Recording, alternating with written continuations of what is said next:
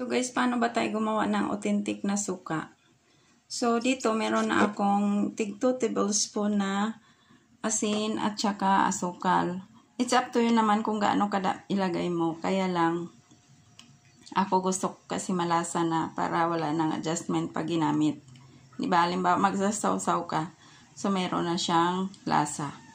So guys, for added taste, magdagdag tayo ng kunting patak ng dato puti na soy sauce. Kunti lang. Yan, okay na yan. Kasi baka naman magkulay black ang ating suka. Tapos guys, lagay mo na yung sukang tuba. Ito ay coconut wine. Yan, tuba. Ginawa siyang suka. Pinatagal mo na. Bali yung tuba, pinatagal mo na ng mga halos 1 month. Yun, maasim na siya. Tapos haluin mo muna. For added taste nito guys, pwede mong dagdagan ng black pepper. Pero, maanghang na to guys kasi ang dami ng sili. So, okay na. Ang dami ng sili guys ito. Maanghang na yan. So, hindi na natin lagyan ng black pepper. Pero yung iba naglalagay pa. Yan. Bale, ang ingredients nito ay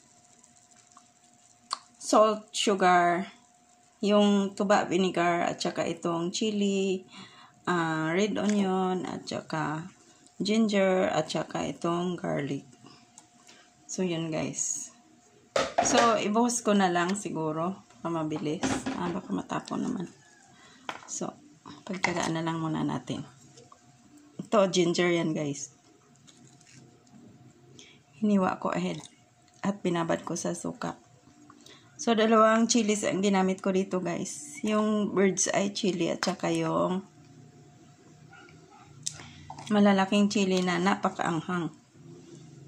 Ewan ko anong tawag sa English yun. Sa Bisaya kasi, in general lang lahat ng sili, hindi nila alam yung mga pangalan. Pero ito yung malalaking sili na kung tingnan mo parang ornamental lang siya. Pero grabe sa anghang.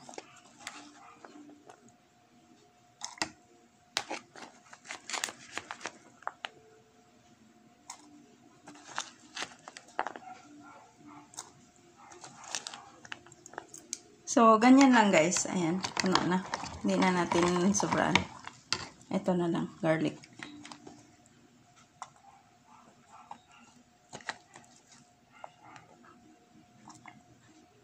Pampabango kasi itong luya. Ito guys, anti-COVID itong formula na to. Kasi kompleto talaga siya. May asin, may suka, at saka may spices.